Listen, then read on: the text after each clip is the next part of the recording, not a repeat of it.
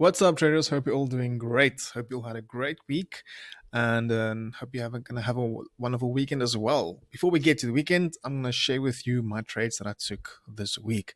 So I'll probably be talking about this quite some time, quite a lot for the coming few months. But as you've probably have seen on my Instagram account, and I've been talking about growing a challenge.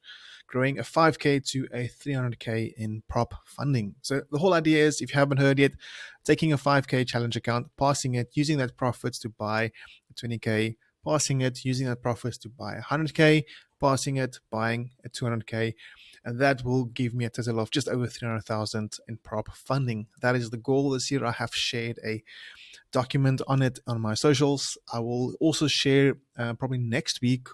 I will share an introduction video on the whole process and what I'm planning on doing. So this is basically just an add-on video for that. So make sure to subscribe, like, and follow along on this journey to not miss anything that I'm about to show you. So now I'm going to just quickly go through this week's price action, give you guys just a little breakdown on what I've been doing and kind of the strategy and the system that I've been applying. And that will give you a good indication of how I'm trading, and also how I plan on succeeding in getting all that funding. And I think the biggest part is the process-driven nature of it, where you have to pass the one phase to get to the next, and where you have to use profits made on the one account to pay for the challenge on the next account. That's kind of the idea. So in the end, this should cost you nothing. So if you pass the 5K challenge, you've passed it, you get your refund. In essence, you get a payout as well. Then you haven't used any of your own money to pay for the 20K. Rinse and repeat that process, and you should get over $300,000 in funding and not paid a cent for it by just using patience, discipline, and a skill set. That is it. So let's jump right into it. I'm going to look at the charts. We're going to look at the trades, and then we're going to quickly have a look at the dashboard on my Forex funds. That's kind of the idea for this session. So Monday, 13th of Feb. So as you'll see, I'm basing all my trades not off of Asian session, but after Asian session, looking at the first 3 hours. So I'm basically looking at from 9 up until 12. That is the area that I'm looking to take a trade. I want my trade to be placed in that area. After this line, I'm done. I don't care what happens next. I don't care if there's a big move or what happens. I'm just concerned about catching a 1-to-3 to 1-to-5 risk to reward ratio trade in this area. That is it. So we're going to use, let me see how we can do this. We're going to use bar replay to some extent, just to make it a little bit easier. So first of all, on the high time frame, in this case the 15-minute, it's very clear to see that we are bearish trading towards the downside. So if you just follow 15-minute structure, the trend is bearish. Then we want to see what price does around this area. So before we get to this opening price, we can note that we have this imbalance or fair value gap to the left. That is potentially an area where we want to see price trade to. We also have this previous high, which in this case would be our liquidity. So now we have an area of interest where we would potentially see price react off of. We don't do anything until price reaches this area or reaches the liquidity area, give a reaction, and then only we start looking for a trade. Jumping to the lower time frames, we can see we have that area extended and this liquidity high. So what does price do? It trades up, reacts off of this area, trades lower. Here's your first indication that we could potentially see a trade. We have a structure break towards the downside. Price does come up and fails to make a higher high. That is already a clean and clear entry pattern for us. So we want to see again another structure break, and then we want to base our trade off of either a fair value gap or imbalance or a order block like that. I based it off of the imbalance and placed my stop above the high, targeting the sell side liquidity at this area, giving us a 4-point something risk reward trade. That's in essence basically the idea. trying to trade off of liquidity areas. As soon as price has swept the one side, it should be reaching for the next area. So if you just think logically about this, here's that line of where we had the previous buy side liquidity above that high. So if we've taken out that liquidity, if we look at structure, where do we have liquidity next? Well, we can see it below this low. That is then a really good area where we could expect price to potentially reach into. That will give you almost 5R trade. If we just bagged 3R, that would have been the trade right over there. But I think I can't remember exactly, but that was more or less the trade. I'm going to show you the dashboard in just a bit, so don't worry too much. So that was Monday, and then you're done. So we analyze, we take the trade 9:30, just at around London Open, and we're finished an hour later and done for the day. You don't need to look at the charts again. I'm finished. I'm not looking at the charts. Remember, this is a process driven game. We don't want to be stuck in front of the charts all day long and trying to force things and not trade our best ability. So next up, Tuesday. What happened on Tuesday? Tuesday, we're seeing price moving towards the upside, and overall the bias is bullish in this case. We see price moving up, but now I'm looking to trade between 9 and 12. Potentially we could have looked for the long, but I was looking and seeing nothing too clear in this area for price to react off of. And I'm going to show you now what I looked at, and what I saw is that we have the Asian high. Price traded above the Asian high and then had this impulsive move towards the downside. So let's just jump to the 2 minutes. We had this push towards the upside at Frankfurt Open, and then the strong structure break towards the downside, leaving or giving us this area. So there we have a low, giving us this breaker right over there. So I knew, or then the anticipation was the price will make a move towards the downside, clean out the sell side, all the lows that we have below. So here we have a bunch of lows there, and there. Price will take out all of those lows, clear the sell side, and then potentially make a move towards the upside. So my entry, I shared this on Instagram as well. I first had a loss, I think something like this, and then we entered again, stop loss above that wick, and then just taking was a 3R trade. Just targeted that low to bag 3Rs. And that was all that's needed. Remember, I'm doing this challenge as a process-driven challenge. So you just want to quickly grab your 3R, grab your 1% or 1.5% if you're risking 0.5%, and then be done and come back tomorrow. This instills the foundation of being disciplined and process-driven each day, and not looking for any gamble trades whatsoever. Looking at what happens next, there were no clear entries for me personally for a long. So in this day, this was the only clear setup that I could find for potential for the short that we found. That was the only thing looking at. Okay, so that was Tuesday. Let's jump towards Wednesday. And I have shared these trades on my Twitter and Instagram as well. So make sure to follow me on Twitter as well as on Instagram to not miss anything and to see the proof of trades. So now looking at Tuesday. So here we have now yesterday's low, previous daily low, or a previous session. I think it was previous New York session low. We trade below that New York session low, and then we give a bullish reaction. So that is key for me. You'll see in the Notion template where I give a brief explanation on the trades that I take. I want to be trading off of previous highs and lows, and when price has swept a high, look for a lower time frame entry pattern and execute from there on out. So we see price trade below the sell side liquidity, and then on lower time frames, we wait and look for reaction. Look for price to give us evidence of being one-sided or heading into a direction. So what do we see here?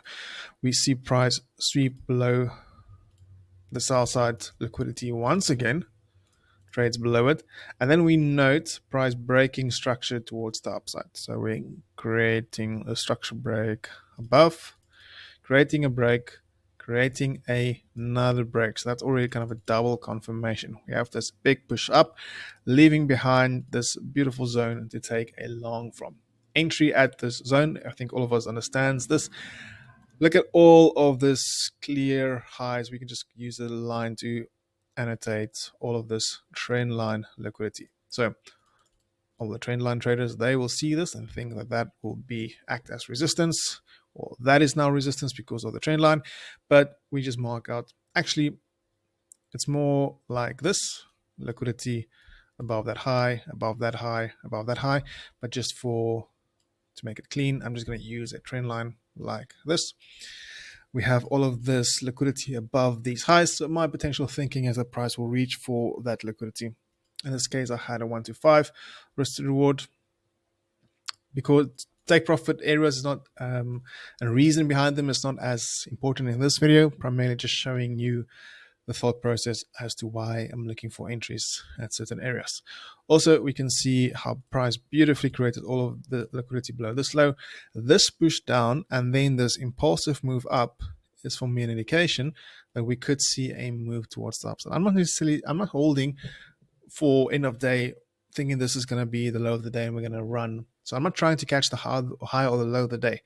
I'm just trying to catch a move in the session openings between 9 and 11, 12 ish. So there we have 9 and then 12 right over there.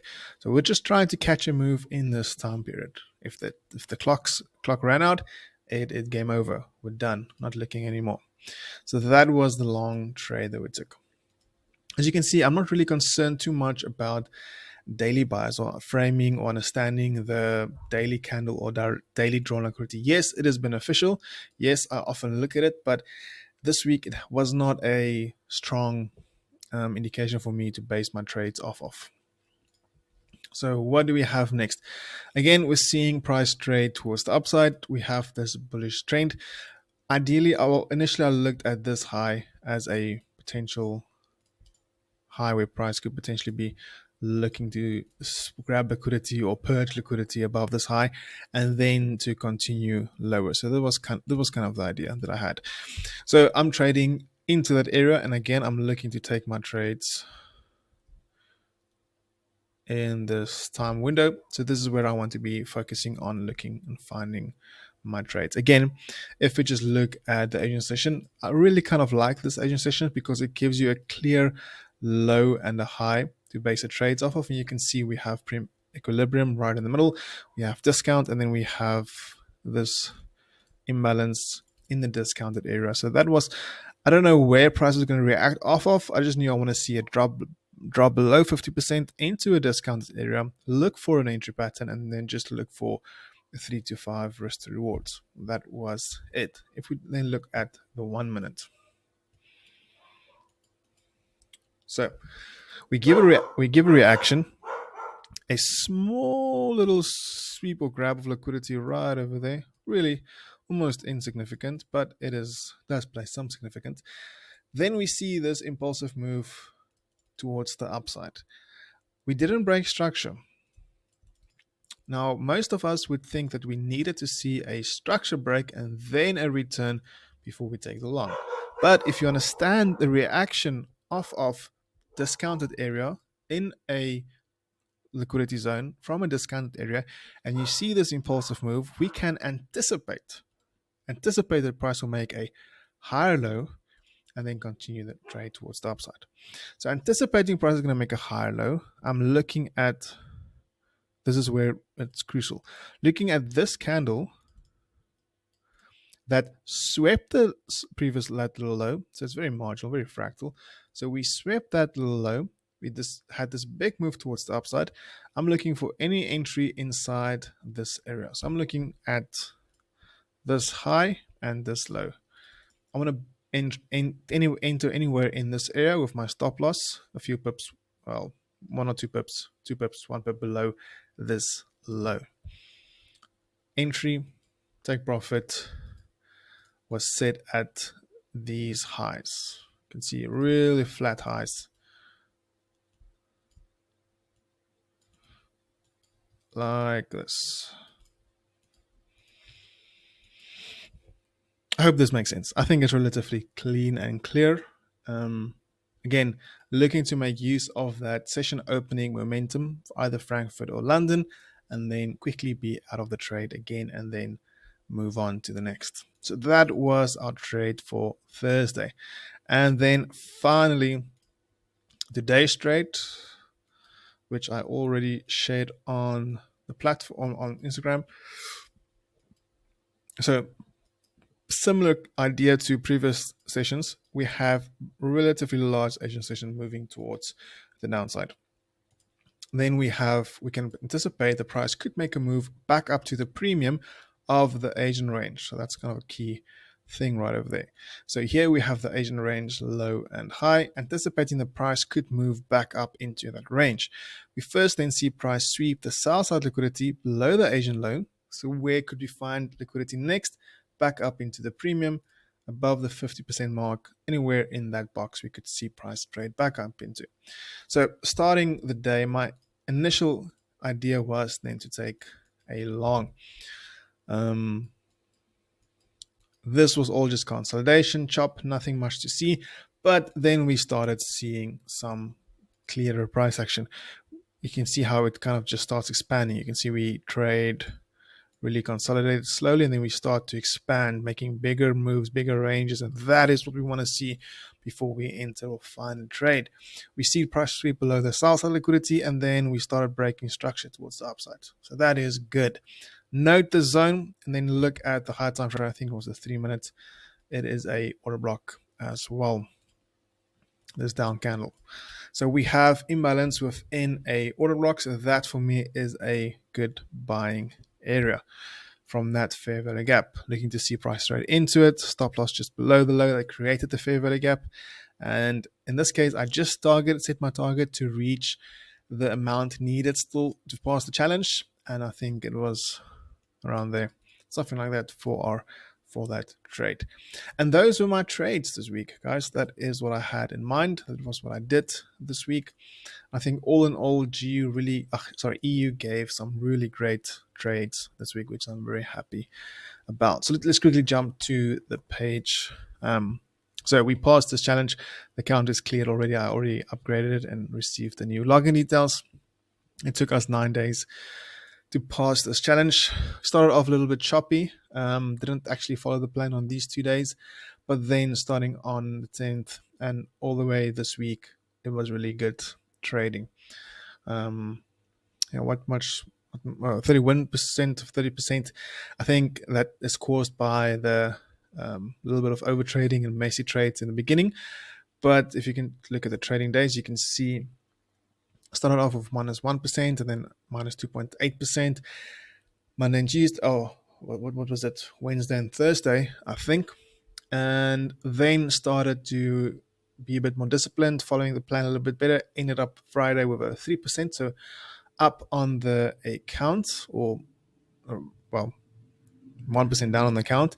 And then Monday, Tuesday, Wednesday, and Thursday really followed the plan and significantly traded better. You can see trades open this day, the 15th. Actually, this one. 16th. This one. Yes. I remember I was a bit too early. I opened a trade on GU as well, and then I entered too soon. 1 or 2 trades too soon, and then ended up taking this trade. Split the risk with a few positions just to keep the position diverse. So entered from there. So you can see relatively low amount of trades. This one day was a little bit of a woozy, but we managed to still end in profit, which is the goal.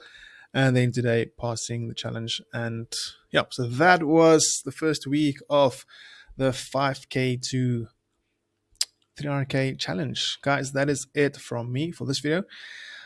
Remember to like and subscribe, and then I'll see you in the next one.